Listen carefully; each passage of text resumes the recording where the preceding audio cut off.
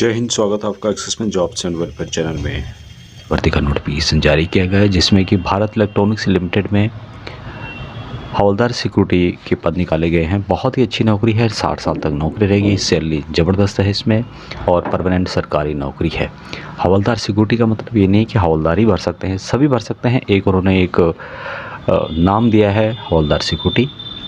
तो यहाँ पर जो सैलरी आपको दी जाएगी 20,500 रुपये से बेसिक 3% बढ़ोतरी के साथ 79,000 तक यहाँ पर सैलरी आपको देखने को मिलेगी।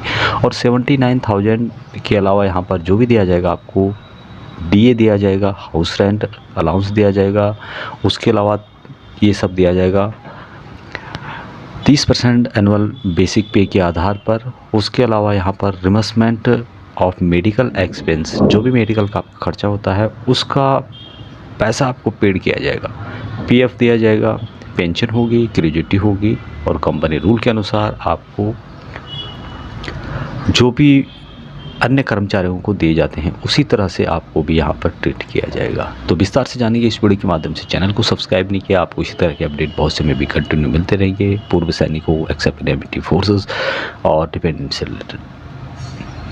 ये वैकेंसीज निकाली गई है भारत इलेक्ट्रॉनिक्स लिमिटेड। ये government of India enterprises under the ministry of defence के अंदर काम करती है। और वैकेंसीज़ की यहाँ पर डिटेल्स में हवलदार सिक्योरिटी पद का नाम है SSLC, यानी कि 10th पास होना चाहिए प्लस 15 साल सर्विस होनी चाहिए आपकी आर्मड फोर्सेस में। मैक्सिमम एज 43 है। 5 वैकेंसीज आपको मिलेगी। अनरिजर्व में 4 है, OBC में 1 है। यहाँ पर बताया गया है कि जो भी रिलैक्सेशन दिया जाएगा जिसमें कि OBC NCL है उनको 3 साल का यहाँ पर जो है छूट और दी जाएगी। इन वैकेंसीज के लिए सभी अप्लाई कर सकते हैं। Candidate must be Indian citizen और 100% वैकेंसीज आपको पूर्व सैनिकों के लिए ही मिलेगी। और मात्र 10वीं पास वाले इन वैकेंसीज के लिए देख सकते हैं SSLC। बाकी यहाँ पे कुछ कैंडिडेट के बारे में डिटेल्स दी गई है कि candidate possess the experience as specific field in this advertisement, जिसमें कि सबसे पहले है कि उनका जो रिकॉर्ड है यानी डिस्चार्ज में लिखा होना चाहिए एग्जाम्पलरी या वेरी गुड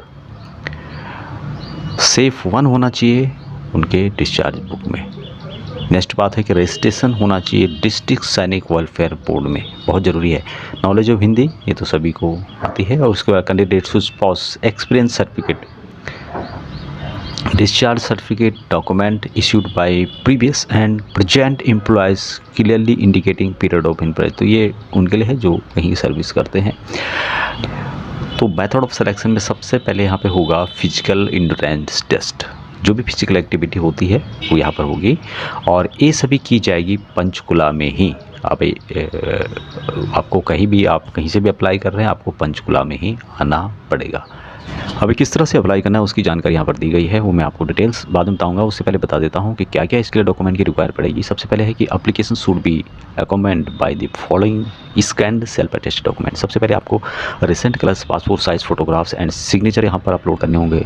10वीं की मार्कशीट जिसमें कि डेट ऑफ बर्थ के तौर पर उसकी रिक्वायरमेंट होगी और साथ में आपका एजुकेशन भी डिफाइन किया जाएगा।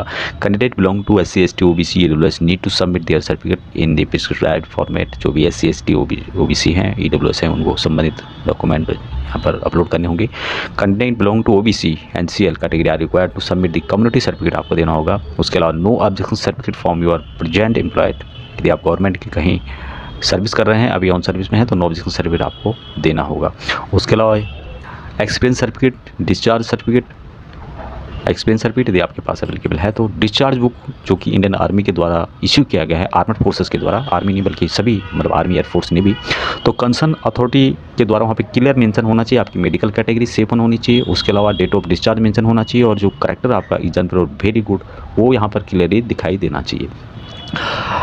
उसके अलावा जो अभी ऑन सर्विस में है, candidate presently employed in the armed forces and yet to be discharge और डिस्चार्ज होने वाले हैं, तो संबंधित आपको मेडिकल कैटेगरी से रिलेटेड आपको सपोर्टिंग डॉक्यूमेंट के तौर पर देने होंगे।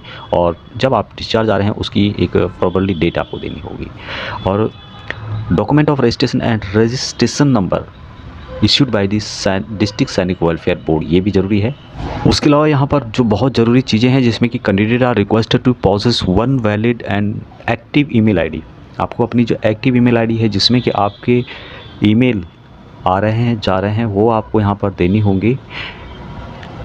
Information pertaining to the physical endurance test, यानी कि फिजिकल जो टेस्ट होगा आपका उसके लिए आपको सूचित किया जाएगा आपके ईमेल आईडी के माध्यम से। रिटर्न टेस्ट भी जब होगा तो आपको ईमेल आईडी की ज़रूरत पड़ेगी। यहाँ पे ईमेल आईडी पे ही इससे संबंधित आपको जानकारी दी गई है। Please note that admit card will not be send by post, यानी कि एडमिट कार्ड आपको बाय पोस्ट नहीं सेंड किए जाएंगे। BL will not be responsible for bouncing non receipt of any email send to the candidate. यदि कोई आपकी गड़बड़ी होती है, आपको इन्फॉर्मेशन नहीं मिलती है, तो आपकी गलती मानी जाएगी क्योंकि आपने ईमेल आईडी गलत दिया है। तो आपसे रिक्वेस्ट है कि जो भी अप्लाई करते हैं वो यहाँ पर ईमेल आईडी या टेलीफोन नंबर जो भी है यहाँ पर वो क्लियरली आपको देना होगा, जिससे कि आपको आगे कोई परेशानी ना हो। बाकी यहाँ पे कुछ और भी जानकारी यहाँ पर दी गई है, तो आप एक बार पढ़ना चाहे तो पढ़ सकते हैं। ध्यान रहे कि इसकी जो लास्ट डेट है 13 मार्च 2024 आपको देखने को मिलेगी। और एक बात और ध्यान रखें कि यहाँ पे जो आप अपना कैटेगरी सेलेक्ट कर लेते हैं, unreserve, SC ST OBC AWS या फिर mailing ID, email ID, mobile number, वो यहाँ पर दोबारा चेंज नहीं होगा। एक बार जो आपने डाल दिया है, फीड कर दिया है, वो यहाँ पर फीड हो गया समझो, उसके लिए फिर आपको परेशानी हो सकती है। अभी इसके लिए अप्लाई कैसे करना है, बहुत ही सिंपल है। आप इसकी ऑफिशियल वेबसाइट में भी जा सकते हैं जो कंप्यूटर के बारे में ठीक ठाक जानते हैं। नहीं तो हाउ टू अप्लाई, यहाँ पर आप जैसे ये जो आपको कलर दिखाई देगा, इसमें आप जैसे ही क्लिक करेंगे आप सीधे इसकी ऑफिशियल वेबसाइट में चले जाएंगे। ऑफिशियल वेबसाइट के माध्यम से आप यहाँ पर क्लिक करना होगा, सबमिट करना होगा और अप्लाई करना यहाँ पर शुरू हो जाएगा दोस्तों। तो यहाँ पे इससे संबंधित आप देख सकते हैं recruitment for the post of havildar security for Panchkula unit, और यहाँ पे इसकी डिटेल्स दी गई है। Click here to view details advertisement देखना चाहते हैं आप, यहाँ पे क्लिक कर सकते हैं। ऑनलाइन अप्लाई करना चाहते हैं तो यहाँ पे क्लिक करना चाहते हैं। कुछ इंस्ट्रक्शंस भी हैं, लिंक फॉर ऑनलाइन पेमेंट और किसी, तो ये बात की बात है। सबसे पहले यहाँ पे दूसरा नंबर जो है इसको आपको क्लिक करना होगा, क्लिक हियर टू अप्लाई। अभी जैसे आप यहाँ पे क्लिक कर देंगे, आप इंटर कर जाएंगे। यहाँ पे दो टाइप के ऑप्शन में आपको मिलेंगे। सबसे पहले है कि click here to apply for technician C, तो आप इसके लिए नहीं कर रहे हैं, आप अप्लाई करना चाहते हैं click here to apply for havildar security, यहाँ पे आपको क्लिक करना। यहाँ पे क्लिक करने के बाद ये बोला you are selected post security हवलदार, तो ओके करना है इसको। ओके करने के बाद लॉगिन टू अप्लाई ऑनलाइन का क्या क्या प्रोसेस है। सबसे पहले यहाँ पे है दो टाइप के ऑप्शन आपको मिलेंगे। Fresh candidate click here to create login, उसके बाद already login in candidate click here to compare process, तो आपको पहले वाले पे क्लिक करते हैं। अभी जैसे यहाँ पे क्लिक कर देते हैं, संबंधित यहाँ पे डिटेल्स खुद कैंडिडेट का नाम हो जाएगा जो कि आपका मैट्रिकुलेशन सर्टिफिकेट में लिखा हुआ है, 10th का जो सर्टिफिकेट है मार्कशीट है उसमें लिखा हुआ है। डेट ऑफ बर्थ यहाँ पे मेंशन फिट करनी होगी, डेट ऑफ बर्थ दोबारा फिट करनी होगी। किस पोस्ट के लिए है अप्लाई, तो सिक्योरिटी हवलदार यहाँ पे आपको सेलेक्ट करना होगा। इसी तरह से अप्लाई करना है, इसका ईमेल आईडी यहाँ पर देना होगा। को जो भी आपका ईमेल आईडी है वो यहाँ पर मेंशन करके आपको करना होगा। उसके बाद दोबारा ईमेल आईडी यहाँ पर देना होगा, पासवर्ड आपको क्रिएट करना होगा, आगे का प्रोसेस करना होगा। तो आगे का जो भी प्रोसेस है वो मैं कभी आपको आगे जो वीडियो अपलोड करूँगा उसमें बता दूँगा। तो ये थी अभी तक के लिए जानकारी। जय हिंद। जानकारी अच्छी लगती है लाइक शेयर, चैनल को सब्सक्राइब नहीं किया सब्सक्राइब जरूर करें। जय हिंद, जय भारत, वंदे मातरम।